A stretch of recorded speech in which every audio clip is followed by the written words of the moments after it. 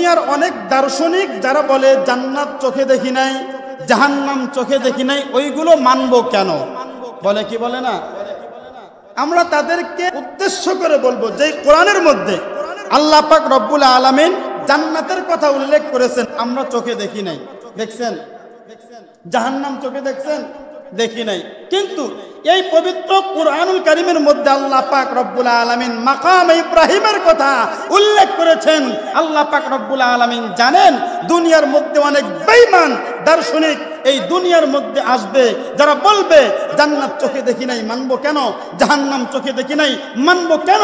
আল্লাহ পাক রব্বুল আলামিন কেমন জানি তাদের চোখে আঙ্গুল দিয়ে বলতেছেন যে কোরআনের মধ্যে জান্নাতের কথা উল্লেখ করেছি, যে কোরআনের মধ্যে জাহান্নামের কথা উল্লেখ করেছি, সেই কোরআনের মধ্যে মাকামে ইব্রাহিমের কথা উল্লেখ করেছি। যদি বিশ্বাস না হয় সৌদি আরবে গিয়ে মক্কাতুল মুকাররমায় গিয়ে ওই মাকামে ইব্রাহিম দেখে আসো। ধরে বলেন সুবহানাল্লাহ।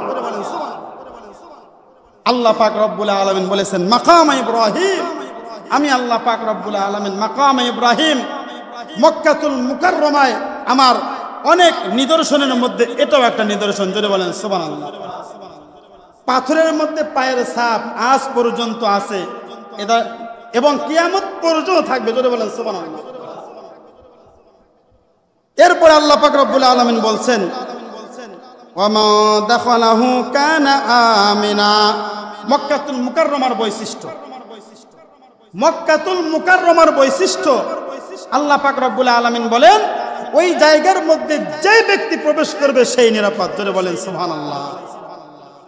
যদি চোর হয়, 100টা খুন করে, জিনা করে এবং দুনিয়ার সবচাইতে পাপিষ্ট যদি ওই জায়গার মধ্যে একবার প্রবেশ করে, তাৎক্ষণিকভাবে মক্কাতুল মুকাররমার সম্মানে ওই ব্যক্তির গায়ে টাচ করা হারাম। আল্লাহু আকবার বলেন। কেমন নিরাপদ জায়গা, কত রাকাত? ওয়ামান দাখালাহু কানা আমিনা। আল্লাহ পাক রব্বুল আলামিন বলেন ও দুনিয়ার মানুষ ভালো করে শোনো, ওয়ামান দাখালাহু কানা আমিনা।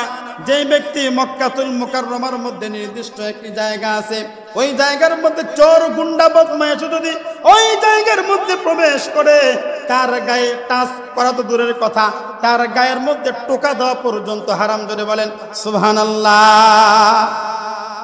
একটা বার কি আপনাদের চিন্তা হয় না?